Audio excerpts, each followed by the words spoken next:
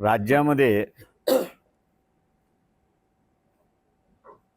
लोकांच्या प्रश्नाला महत्त्व देण्यापेक्षा इतर गोष्टींनाच त्या ठिकाणी महत्त्व दिला जातोय।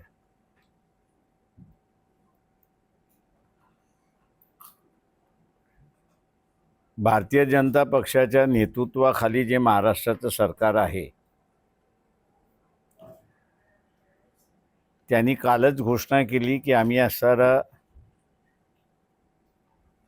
लाडकी बहिणीची जी योजना आहे ती कायमस्वरूपी करणार आहोत। माझं शासनाला म्हणणं आहे की 1,500 मध्ये घर चालतं का हे पहिल्यांदा सांगा।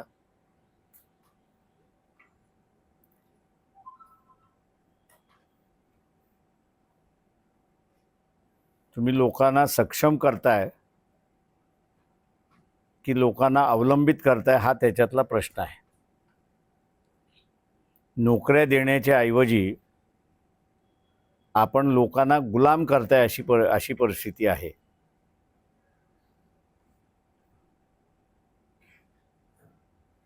मतदारांनी याची नोंद घ्यावी आणि विधानसभेच्या निवडणुकीमध्ये त्याचं असणारं उत्तर देण्यात यावं। महाराष्ट्रभर मी जे दौरे करतोय त्यामध्ये ओबीसींकडून एक प्रश्न मोठ्या प्रमाणात विचारला जातोय आणि तो म्हणजे की राष्ट्रवादी पक्ष म्हणजे दोन्ही, त्याच्यानंतर भारतीय जनता पक्ष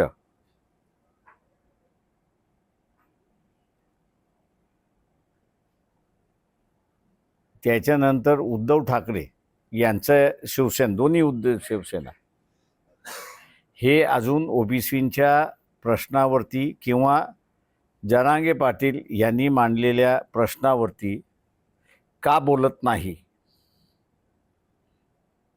आणि हा फार मोठा रोष ओबीसींमध्ये पसरत चाललेला आहे।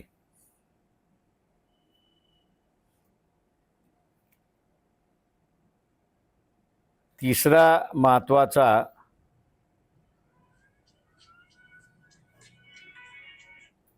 की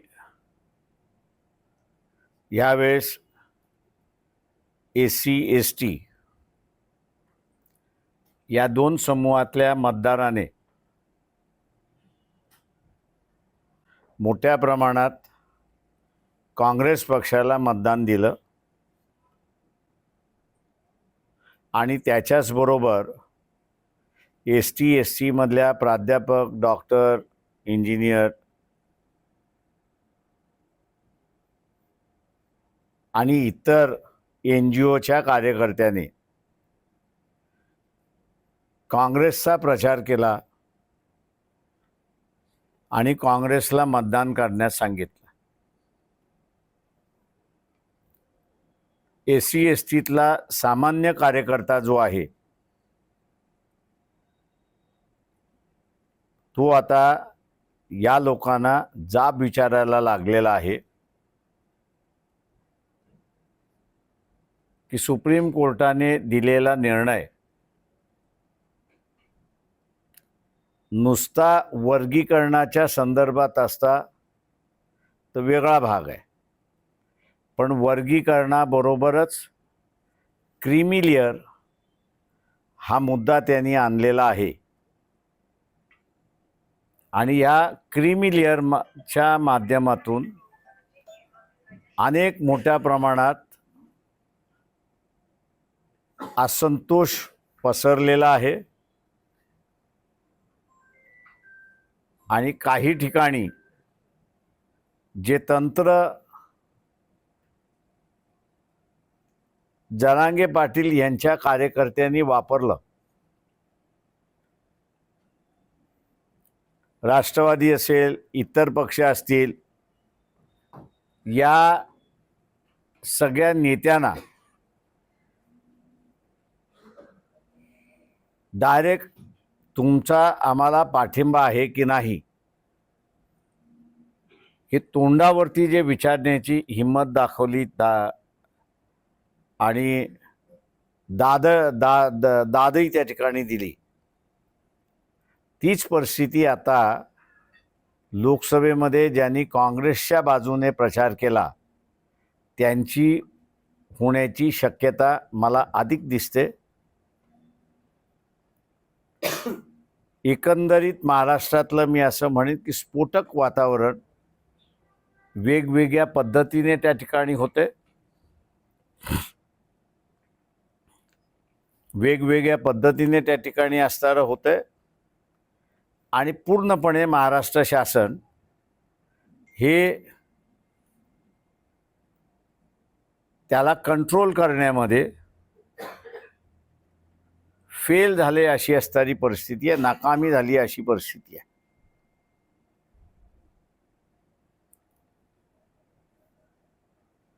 महिलांच्या संदर्भात किंवा लहान मुलींच्या संदर्भात जो काही वाढता अत्याचार आपण असणारं पाहतो, याची पूर्ण जबाबदारी RSS आणि भारतीय जनता पक्षाची आहे. जे हिंसेची भाषा, द्वेषाची भाषा आणि त्याच्याच बरोबर बघून घेण्याची भाषा, यातून समाजाचं क्रिमिनलायझेशन होते.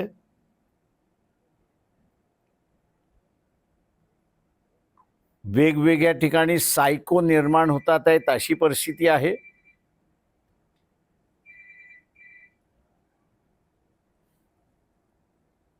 आणि हे जे सगळे सायको आहेत हे आता लहान मुली आहेत हेही बघत नाहीत, त्यांचं वय त्या ठिकाणी बघत नाहीत आणि अत्याचार करतात आहेत. हे जे क्रिमिनलायझेशन समाजाचं झालेलं आहे आणि केलेलं आहे त्याचा हा परिणाम आहे असं मी त्या ठिकाणी मानतो.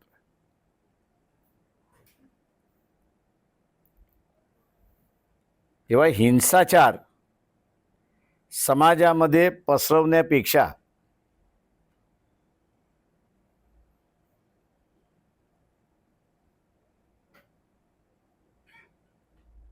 जे लाल बहादूर शास्त्रीचं धोरण होतं, हम दो और हमारे दो, याचा पुरस्कार का करत नाहीत?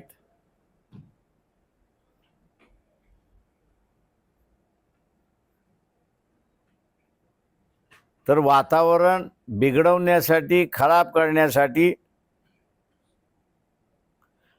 अमुक एका समाजाची एवढी मोठी पॉप्युलेशन अमुक तारखेला होईल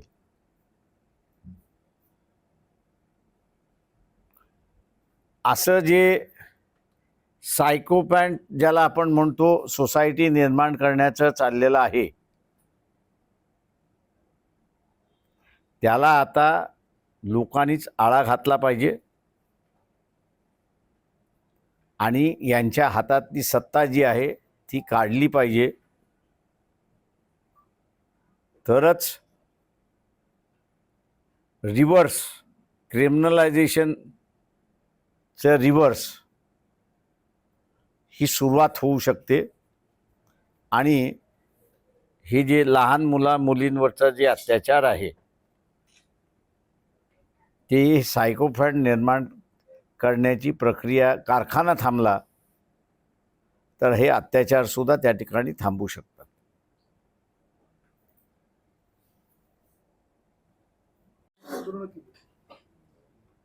महायुती भाजपने आणि यांनी महाविकास आघाडीने आंदोलन केले एकमेकांच्या विरोधात, कसं पाहता आपण? कपडेफाड कार्यक्रम सुरुवात होईल.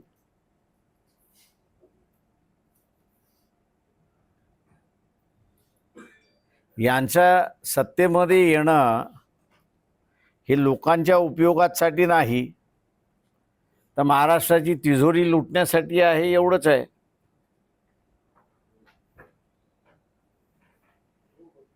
भारतीय जनता पक्षाने स्वतःचा असणारा गेल्या 10 वर्षाचं ऑडिट काय झालं त्याचा रिपोर्टही बाहेर नाही आहे ऑडिटर जनरलचा, किंवा प्रेस असेल किंवा इलेक्ट्रॉनिक मीडिया असेल,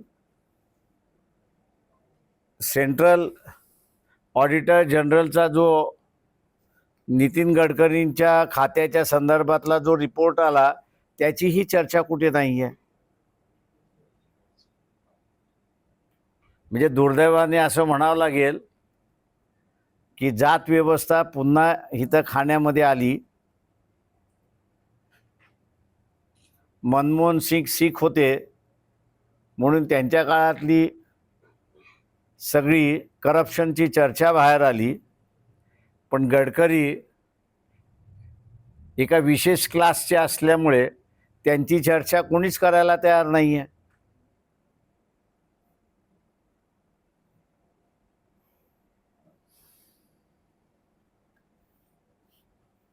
म्हणजे करप्शनमध्ये सुद्धा धर्म आणि जात हा पुन्हा दिसायला लागलाय. बाळासाहेब, विरोधी पक्षांना आंदोलन करण्याचा अधिकार असतो, परंतु विरोधी पक्ष आता सरकारच्या विरोधात राज्यभर आंदोलन करत आहेत आणि मग त्याच्या विरोधात सत्ताधारी पक्ष भाजप आंदोलन करते. हे योग्य वाटतं का? सत्ताधारी पक्षांना त्यांच्या विरोधात आंदोलन करणं असा पायंडा नाहीये. ते सत्ताधारी दाखवण्यासाठी आम्ही विरोधी पक्षाच्या विरोधात करतोय, खऱ्या अर्थाने तुम्हीच त्यांच्या ह्याच्यामध्ये करताय. आणि हे जरी जात असलं तरी सांगलीमध्ये देवेंद्र फडणवीस आणि शरद पवार एका व्यासपीठावरती आहेत.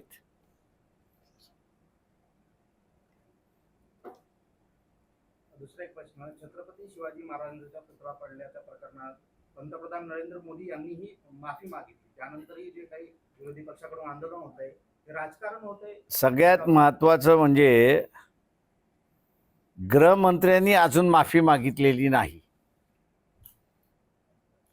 आणि माझं सरळ म्हणणं असं आहे की तो पडला की पाडला याची चौकशी झाली पाहिजे. म्हणजे मी नुसते मातीवरती रचलेल्या पुतळ्यांचे, म्हणजे तो शिवाजी महाराज असतील, शाहू महाराज असेल, महात्मा फुले असतील, बाबासाहेब असतील, यांची उद्घाटनं केलेली आहेत ना, पण ते कधीच पडले नाहीत. ते तर उलट मातीचे होते, प्लॅस्टिकचे होते, त्याच्यानंतर आपलं प्लॅस्टर ऑफ पॅरिसचे होते. 45 किलोमीटर हवा आली ना तरी ते पडले नाहीत ना. आणि हा धातूचा पडला, म्हणून माझं म्हणणं आहे पडला की पाडला.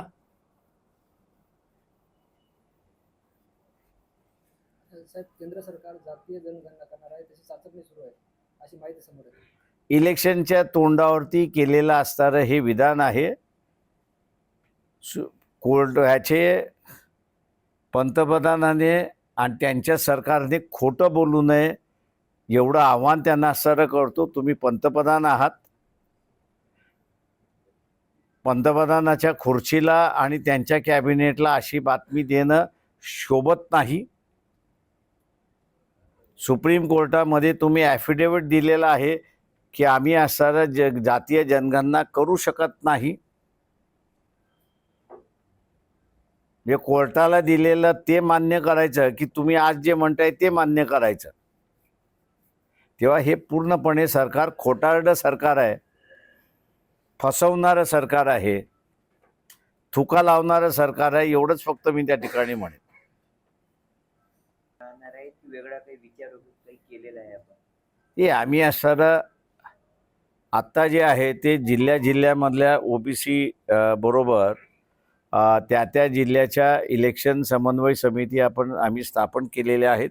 आणि त्या समिती आणि जिल्ह्यातल्या त्या समितीमार्फत आम्ही त्या जिल्ह्यातले इलेक्शन लढणार आहोत.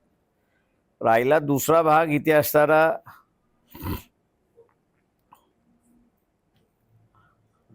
राजू शेट्टीची माझी आम्ही भेट झाली तेव्हा राजू शेट्टींकडे मी असणारा मांडलं होतं की विभागीय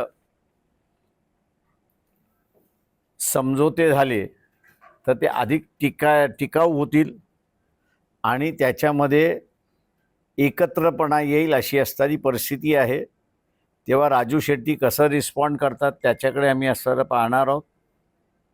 दुसरं जे आहे ते देशभरातले जेवढे आदिवासी आहेत, मग ते गडचिरोलीपासून ते असणारं कोकणापर्यंत म्हणजे ठाकरपर्यंत अशा सगळ्यांना आम्ही असणारं एकत्र केलेलं आहे. 2 मीटिंगा झालेल्या आहेत. मुंबईमध्ये शेवटची मीटिंग होणार आहे आणि ह्या सगळ्या आदिवासी समूहाने आपण आता यापुढं एकत्र लढलं पाहिजे. TP एरिया आणि OTP एरिया असा जो फरक करण्यात आलेला आहे तो आपण आता फरक करता कामा नये आणि पॉलिटिकली आपण एकत्र लढलं पाहिजे अशी असणारी परिस्थिती आहे. ओबीसी नेत्यांना सोबत घेणार का? प्रकाश शेंडे असतील किंवा इतर नेते आदिवासी आणि मी असं जे म्हणालो की जिल्ह्यामधल्या ज्या OBC संघटना आहेत त्या जिल्ह्यामधल्या OBC संघटनेबरोबर बसून आम्ही असं त्या जिल्ह्यातली इलेक्शन समन्वय समिती स्थापन करतो. बऱ्याच ठिकाणी झालेले आहेत आणि त्यांच्यामार्फत आम्ही इलेक्शन लढणार आहोत. नांदेडमधून महाराष्ट्र राष्ट्र समिती म्हणून नवीन एक पक्ष तयार झाला. जे BRSचे सगळे जे पदाधिकारी होते ते तिथे सामील झाले आणि त्यांचं म्हणणं होतं की त्यांची चर्चा सुरू आहे. शंकरराव धोंडगेंनी माजी आमदार शंकरराव धोंडगे असतील. MRS महाराष्ट्र राष्ट्र नाही, शंकरराव धोंडगे हे असणारे मी जसं म्हणालो की राजू शेट्टींबरोबर आले होते. ह्याच्यामध्ये असणारं जे ठरलेलं मी आपल्याला सांगितलं की विभागीय चर्चा त्या ठिकाणी करा आणि त्या विभागीय चर्चेवरचा राजू शेट्टींचा अजून त्यांनी त्यांचं मत प्रदर्शित करायचं आहे. आणि पश्चिम महाराष्ट्रामध्ये ते वंचितच्या सगळ्या पश्चिम महाराष्ट्र वंचित बहुजन आघाडीची जी समिती आहे त्या समितीबरोबर ते बसणार आहेत आणि बसून त्यांचं काय फायनल होते त्याच्यावरती अवलंबून आहे. उरलेल्या ह्याच्यामध्ये जे आहे त्यांच्याबरोबरची अजून चर्चा काय आमची सुरुवात झालेली नाही. फक्त राजू शेट्टी बरोबरची असणारी चर्चा सुरुवात झालेली आहे. साहेब एकीकडे पाहिलं तर सत्ताधारी आणि विरोधक पहिले भांडत होते, पण आता सत्ताधारी दोघेही एकमेकांना भांडत आहेत. तानाजी सावंत यांनी अजित पवार यांच्याबद्दल वक्तव्य केलेले आहे. त्याच्यानंतर हाती यांनी अजित पवार याला घेतल्यामुळे आमचं वाटोळं झालंय. भविष्य वाटतंय का शिंदे सेना आणि राष्ट्रवादीला? आपला अनुभव काय सांगतो? काही सांगता येत नाही. साहेब काल हातगावमध्ये आश्रमशाळेतल्या एका मुली होती, तिसरीची मुलगी होती. तिच्या डोक्यात स्फोट वगैरे आले म्हणून तिच्याकडे दुर्लक्ष करण्यात आलं. काल तिला ॲडमिट करण्यात आलं हातगावला. तिकडनं परत तिला नांदेडला रेफर केलं. डीपमध्ये तिच्या आळ्या झालेल्या. बापरे. पूर्ण डीपमध्ये आश्रमशाळेत वारंवार असे प्रकार आश्रमशाळांमध्ये असे वारंवार प्रकार होतात. काही दिवसापूर्वी सर एका मुलाचा मृत्यू पण झाला.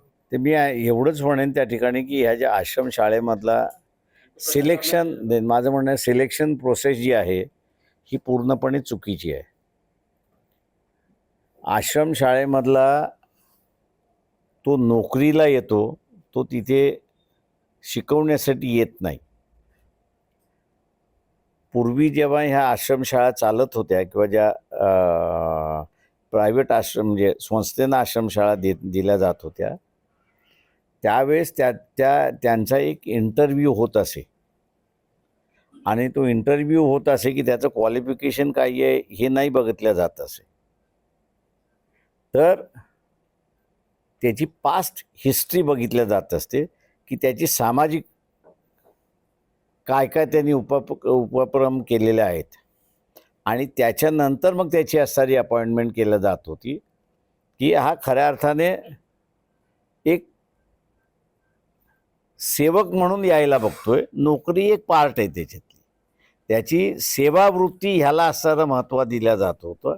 आत्ता असणारं नोकरीला महत्त्व दिलं जातं आहे आणि सेवावृत्तीला महत्त्व दिलं जात नाही. म्हणून असणारा अनेक आश्रमशाळा या अशा अवस्थेमध्ये आलेल्या आहेत की ज्यांची अवस्थाच फार वाईट आहे, दुर्लक्षित आहे असं मी त्या ठिकाणी म्हणणार आहे. झालेले ऑडिट त्यांना म्हणा बाहेर काढा. एकही आश्रमशाळाचं ऑडिट पॉझिटिव्ह आहे अशी परिस्थिती नाही आहे. त्यांना पोचण्याचं काम त्या संस्था चालकांना होत आहे. काय राजकीय दृष्टिकोनातून पोचण्याचं काम होतंय ही वस्तुस्थिती आहे. म्हणजे आश्रमशाळा नुसत्या नावाला कार्यकर्ते पोचण्याचं कामकाज त्या ठिकाणी मोठ्या प्रमाणात चाललेलं आहे.